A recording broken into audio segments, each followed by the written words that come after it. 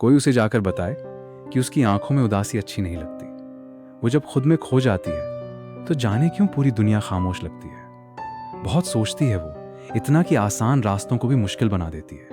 दिल कुछ और कहता है और वो अक्सर दिमाग की सुनकर खुद से ही नाराज हो जाती है। वो रूठती है तो लगता है जैसे मौसम ने रंग बदल लिया हो, और अचानक मुस्कुरा दे तो लगता है किसी ने कमरे की सारी खिड़कियां खोल दी हों।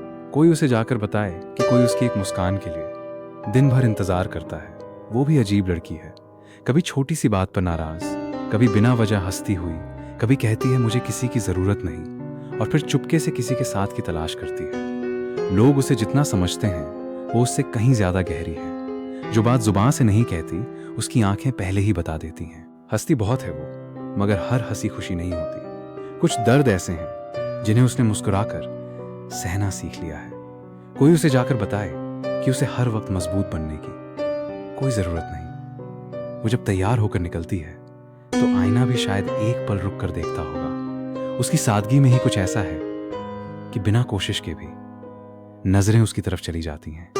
कभी सब कुछ चाहिए उसे, कभी अपना ही कमरा काफी लगता है, कभी दुनिया से बातें करती है, कभी घंटों खुद में सिमटी रहती है। और शायद यही उसकी खूबसूरती है, वो खुद को भी पूरी तरह नहीं समझ पाती। कोई उसे जाकर बताए कि उसके दर्द का असर सिर्फ उस तक नहीं रहता। वो परेशान होती है तो कोई दूर बैठा भी बेचैन हो जाता है। उसने बहुत कुछ अकेले सहा है, इसलिए अब किसी पर जल्दी भरोसा नहीं करती। प्यार से भागती नहीं है वो, बस टूट जाने से डरती है। कहती है मैं संभाल लूंगी खुद को। हाँ, संभाल लेती है, मगर कभी कभी उसे भी कोई चाहिए जो बस इतना कह दे, आज तुम मत संभालो, आज मैं हूं। वो गुस्से में बड़ी बड़ी बातें करती है, फिर खुद ही थोड़ी देर में नरम पड़ जाती है। और जब सच में दुखी होती है तो उसकी आवाज नहीं, उसकी खामोशी बोलती है चश्मे के पीछे से।